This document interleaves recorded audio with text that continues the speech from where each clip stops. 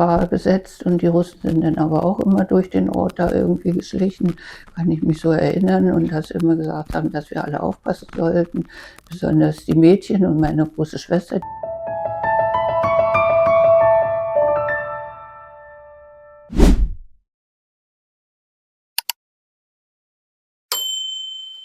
Ja, 1949 wurde ja die DDR gegründet. Hast du das irgendwie als junges Mädchen irgendwie mitbekommen, dass sich da irgendwas verändert hat? Naja, eigentlich nicht, ne, verändert hat sich nichts. Wir sind da ja wie gesagt, dadurch, dass die Väter oder dass der Vater äh, seine Arbeit hatte, war sicherlich auch immer ein bisschen Geld da. Bisschen, also ein bisschen, ganz bisschen war es ja nur, ne? Ich weiß nicht, ob die Oma da ein bisschen Rente gekriegt hat, kann ich gar nicht mal sagen. Aber wie gesagt, die Bezugsscheine mussten immer vom Bürgermeisterbüro dort abgeholt werden.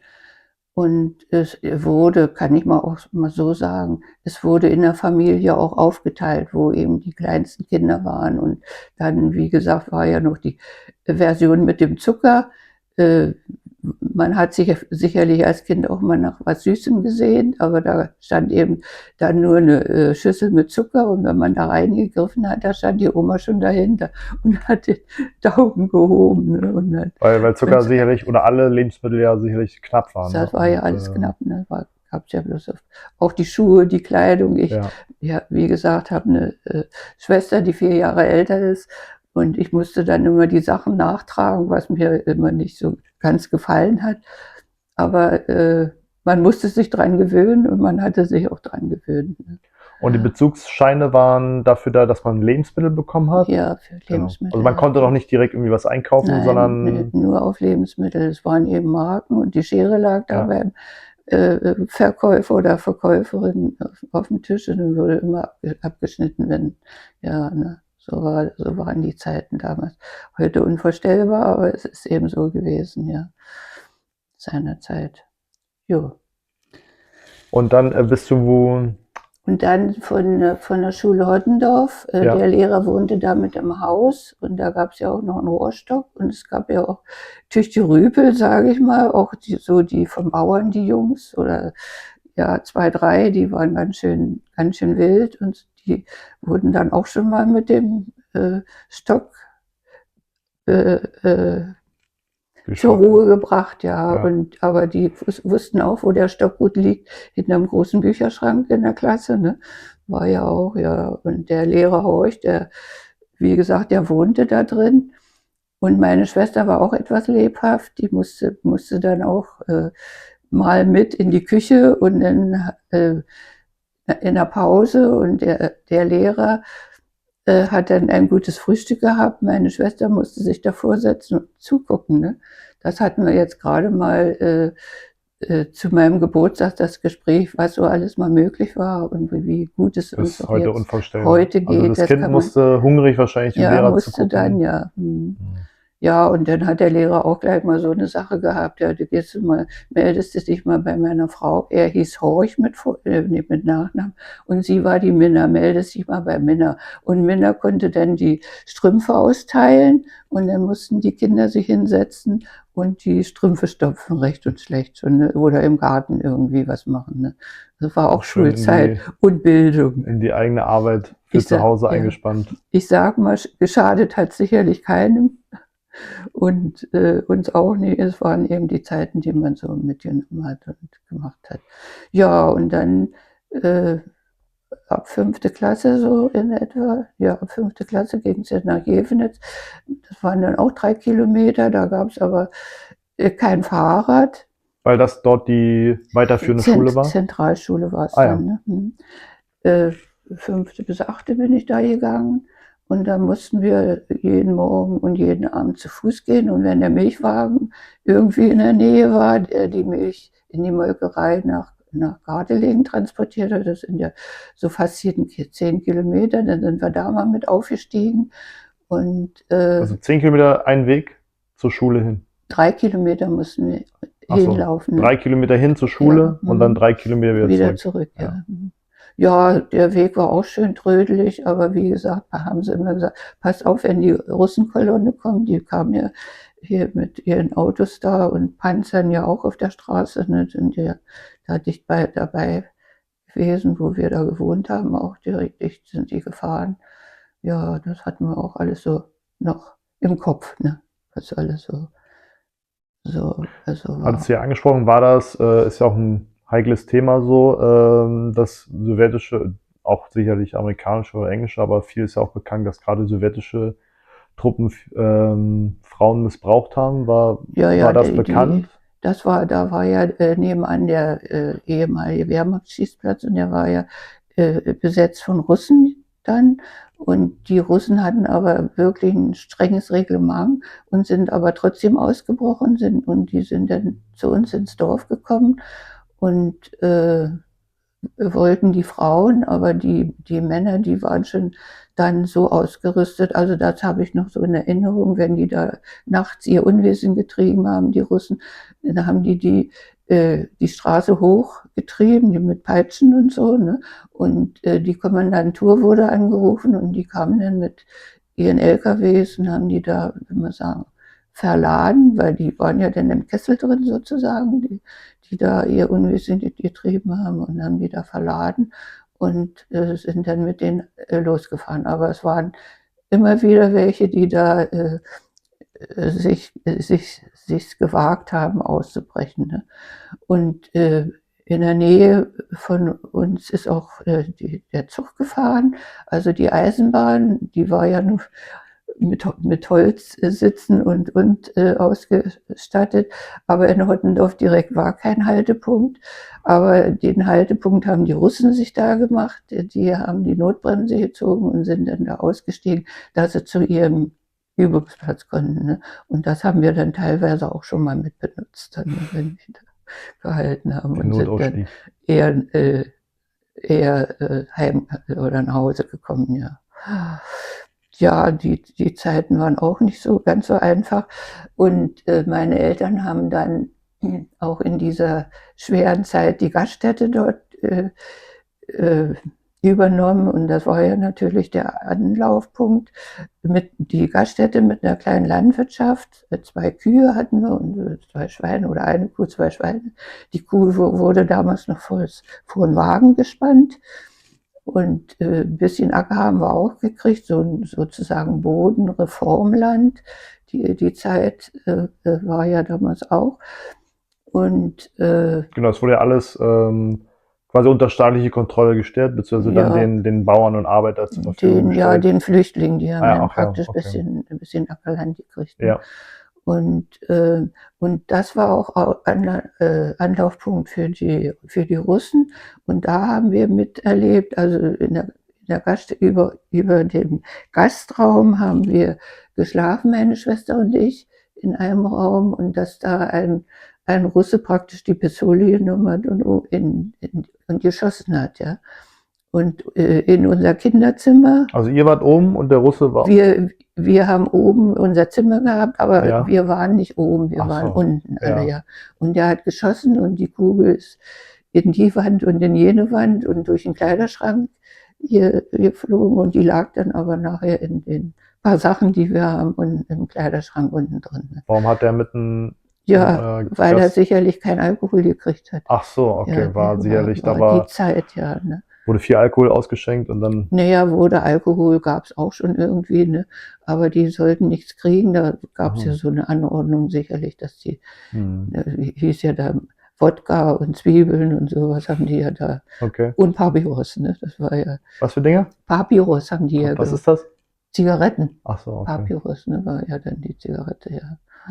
Ja, meine Mutter hat mit der Gaststätte zusammen auch noch die Post- und Lottostelle sozusagen gemacht. War ja alles nur Kleingeld, was eingekommen ist in so einem kleinen Ort. 300 Seelenort war das oder so. Das war ja nicht viel. Wie bist du dann eigentlich nach Schwedt gekommen? Weil du bist ja, die meiste Ja, Zeit deines Lebens hast du ja in Schwedt gewohnt bis Ja, heute. Wie bist du nach Schwedt gekommen? ich hatte mich dann nach der Mittelschule beworben. Ich wollte eigentlich sowas Kindergärtnerin, Erzieherin in die Richtung. Und da bin ich dann mit dem Zug nach Magdeburg gefahren und wurde da ja geprüft und dann wurde ich befragt, werde ich nie vergessen. Ich sollte alle Parteien, die es zur damaligen Zeit gab, aufzählen und ich wusste die natürlich nicht. weil ich nicht so eine Erziehung genossen hatte in meinem Haushalt, oder in der Schule wurde da eigentlich auch noch nicht so drüber gesprochen. Ne? Also es war alles komplett unpolitisch eigentlich. Genau Ja. so, will ich mal so sagen. Mhm. So. Das wäre ja das Primitivste gewesen, was man so gebraucht hat. Naja, jedenfalls bin ich da erstmal durchs Sieb gefallen. So. Und dann, mein Vater war dann damals schon Buchhalter da in der kleinen LPG. Das war ja auch noch so ein bisschen Rundell und in Aufbau damals mit der LPG. Und dann wurde aber von der Schule hier vermittelt, also von der Mittelschule, dass in Fachschule für Landwirtschaft die Laboranten, Landwirte und Finanzökonomen ausgebildet haben. Und dann habe ich gesagt, naja, dein Vater macht die Buchhaltung hier für die Landwirtschaft, jetzt bewirbst du dich da. Und da bin Was ich ist dann LPG? von Landwirtschaft? Landwirtschaftliche Produktionsgenossenschaft. Mhm. Und dann bin ich nach Eisenach gefahren von Schwedt. Das war auch der nächste Weg. Und da war Unterkunft auch. Von Schwedt?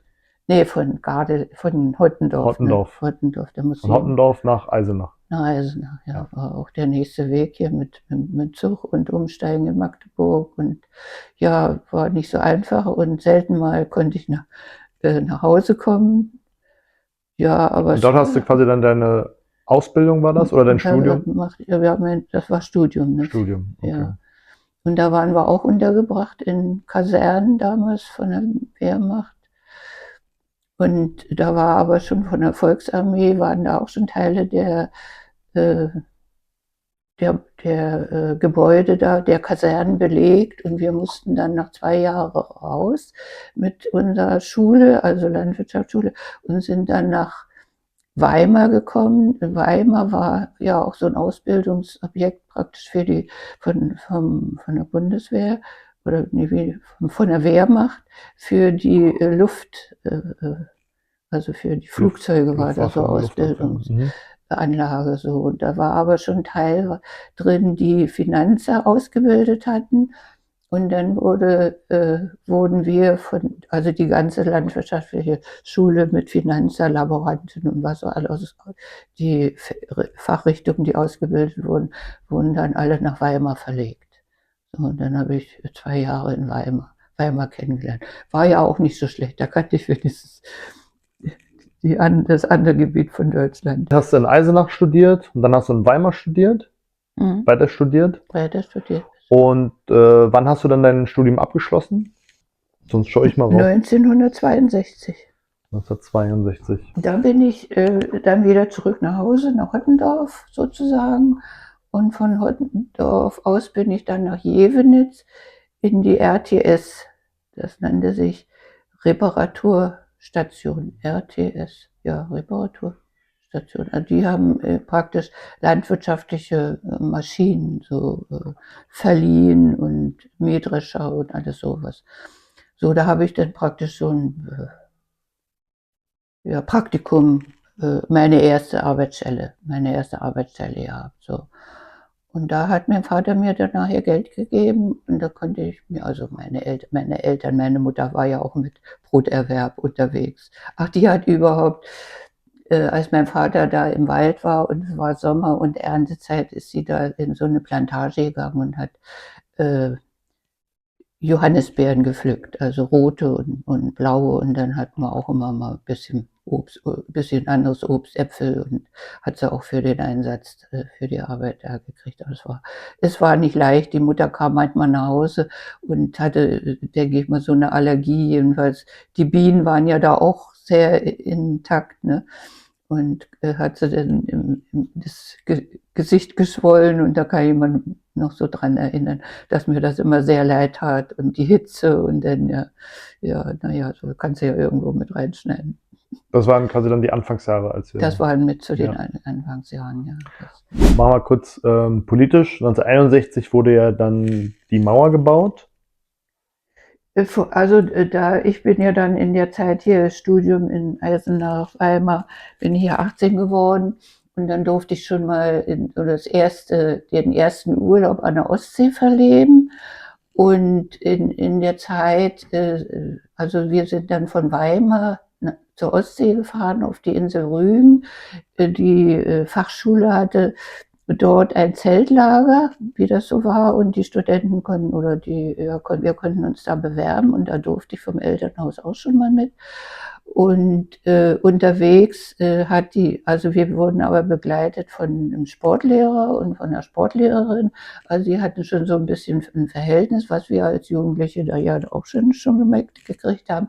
Und die Sportlehrerin hat in Arnstadt an der Schiene, da ist der Zug dann irgendwie zwar gefahren, aber nicht so ganz so schnell, hatte die einen Brief an ihre Eltern rausgeschmissen, das war verabredet. Und die Eltern haben dann die Mitteilung gekriegt, dass sie nicht mehr zurückkommt. Und der Sportlehrer und die Sportlehrerin sind dann in Westberlin, als der Zug da gehalten hat, sind die ausgestiegen. Also richtig kann ich das nicht sagen, ob der im Westen gehalten hat oder nur noch im Osten gehalten hat, weiß ich nicht. Jedenfalls sind die da abgestiegen. Das ist gewesen. Und Also da haben Sie quasi während eurer Fahrt Republikflucht ja, wahrscheinlich genau, ja. begangen. Die hatten, So. hatten ja nur Gepäck, ihre Ja, Sachen hatten ja. die ja mit der Begründung, Begleitung hier der Schülergruppe. Und da sind die da abgestiegen. Und dann haben die euch einfach alleine Haben die gelassen. uns alleine Wie viele gelassen. wart ihr insgesamt? Oh, die kann ich gar nicht mehr sagen. Ungefähr. Im Zelt waren wir 3. Und aber von der einen Studienmädchen da, Freundin, war die Schwester da zufällig auch mit ihrem Mann schon im Zelt. Ne? Und die hat uns dann so ein bisschen eingewiesen, wie es so längs geht auf dem Zeltplatz.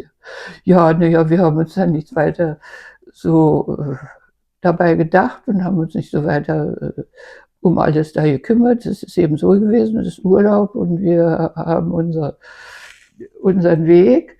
Und dann auf einmal hieß es, die Grenze wird dicht gemacht.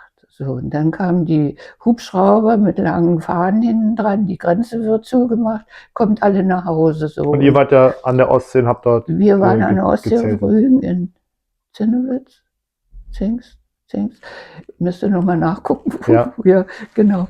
Und da flogen dann immer die Flugzeuge und die Jugend also war ja Ost und West damals noch auf dem Zeltplatz. Die Jugend, die Wessis waren zwar mit ihren, was war da, Mini VW, den kleinen Autos da, aber mit Golf den Zelten, ja, und so. Golf oder ja, was? mit den ja, Golf, ne? Das war ja der kleine Golf. Und die haben dann Panik gekriegt und haben abgebrochen und sind dann alle losgefahren. Der Zeltplatz war dann ziemlich leer. War ja nur noch die aus dem Ostgebiet da. Sicherlich hätte man da auch noch irgendwo verschwinden können, aber dazu bin ich zu träge und zu elternhaustreu und ne, man hatte ja eigentlich gar nichts. Ne? Was wollte ich denn, wenn man so gesehen hat, was die Wessis alles schon konnten und wir eben mit unserer mit dem kleinen Bunsenbrenner da und so ein bisschen was in Tee gekocht haben, ne? Das war ja schon viel. Naja. Und hattest du da irgendwie, was hast du da empfunden? Also war es für Überraschung für dich oder hattest du Angst oder dachtest du? Nee, Angstgefühl hatte ich nicht. Ich bin ja auf gutem Boden, hatte ich dann immer so gedacht. Ja. Ne? Bist ja hier im Ostbereich und die Westberliner waren es ja dann, die abhauen mussten. Ne? Und du hattest auch nie den Gedanken, auch dann irgendwie abzuhauen? Nein, hatte ich nicht. Ich hatte ja da keine Freundschaft Ja. geschlossen, so, da war ich noch nicht so weit. Keine Familie, Freunde, war ja alles in war immer Ostdeutschland. noch familienimmun, ja, da war ich noch. Ja. So, das war dann so ein Panikerlebnis, was man so mitgemacht hat. Aber die sind dann alle abgehauen, wie man ja damals so schön gesagt hat. Ne? Und dann waren wir bloß noch alleine, wir, die aus der Ostzone kamen. Ja, das ist eben noch so ein Ereignis. Das muss aber 19. Und dann warst du 62 fertig mit der Schule? Und dann war ich 62 fertig. Nee, mit dem Studium, ja, 62 war ich fertig und hatte ja in Jevenitz in der RTS, da waren wir ja schon mal, hatte ich eine Anstellung als Hauptbuchhalterassistent. Und dann wurde ich kurzfristig da abberufen. Das wurde aber zentral gesteuert über Magdeburg. Da gab es so eine große Zentrale auch von allen RTS-Stationen, also hier reparaturtechnische Station, und wurde da sozusagen versetzt nach Egeln. Da war der Hauptbuchhalter schwer erkrankt. Der hatte Krebs und da war auch nicht eine Heilung damals sowieso nicht gegeben und musste ich da praktisch schon den Hauptbuchhalter sozusagen die Funktion übernehmen. Und zu der RTS gehörte damals Egeln, Staßfurt und noch, also 3 RTSen mussten damals betreut werden. Und da gab es gerade ein neues Modell für die Landwirtschaft, so ein Riesentraktor, der natürlich alles konnte. Und die mussten verteilt werden.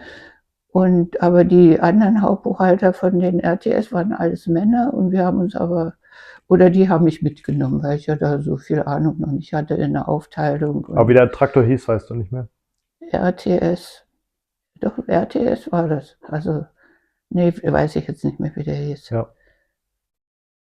Kann ich nicht mehr sagen. Das ist alles weg. Sehr schön. So, ja, also so haben wir denn diese Gemeinschaft von den RTS-Stationen zu dritt ganz gut gemeistert. Mhm. Ich habe mich mit den Herren auch ganz gut so verstanden. Ja, und in dem Kollektiv hatte ich mich dann da auch gut eingelebt. Und von meinem ersten ersparten Geld habe ich dann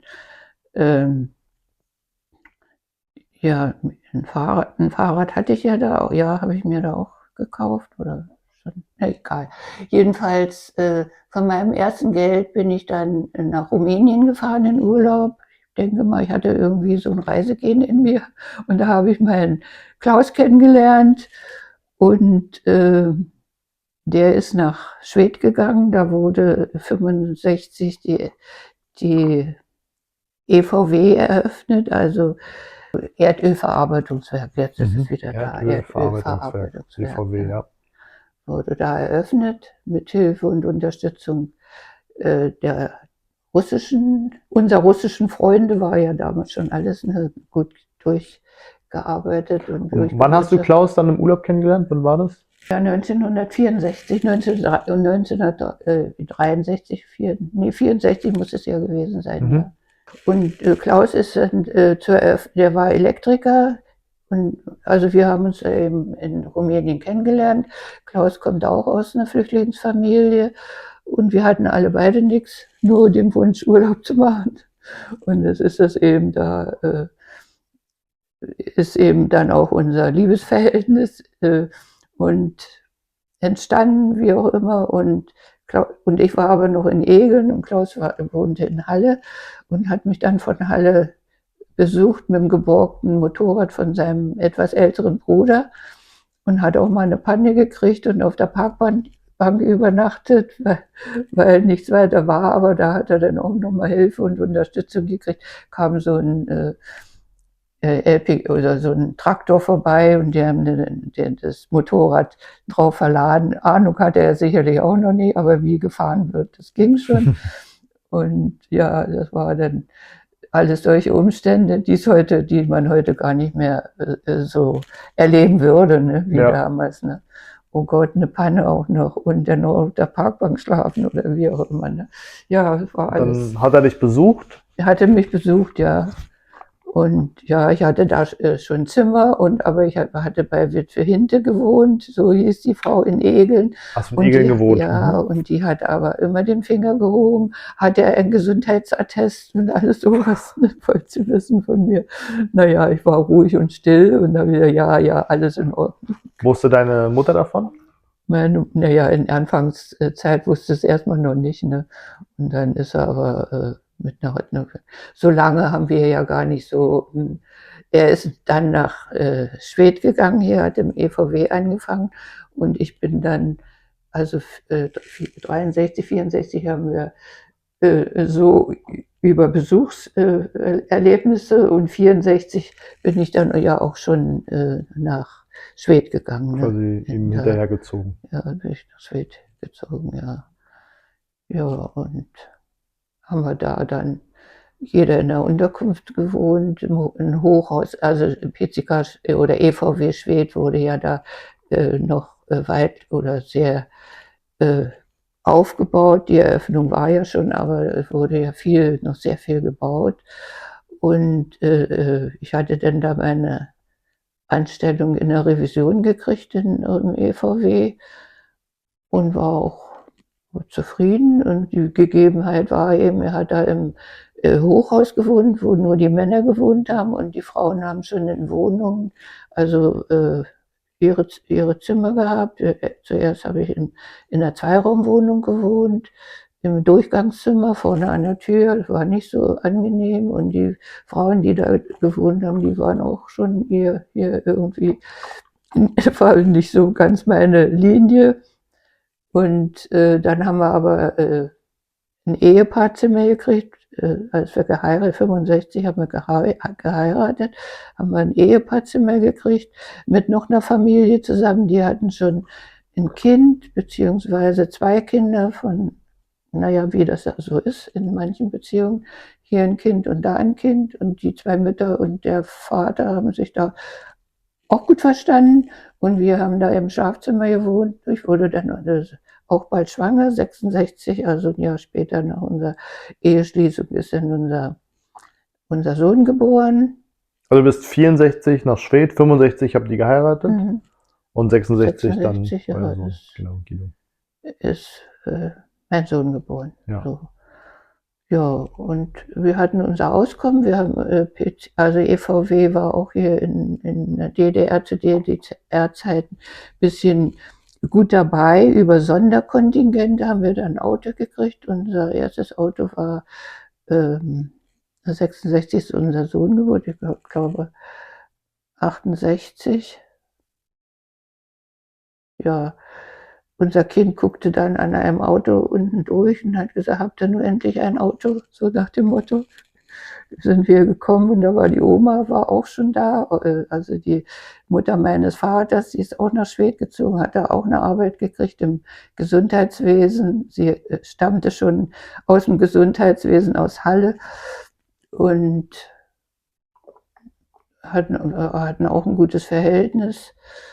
Ja, lief eigentlich so ganz gut und Schwedt wurde, wie gesagt, durch den Aufbau dieses EVWs waren auch viele Bauarbeiter noch aus ganz Deutschland da eingezogen.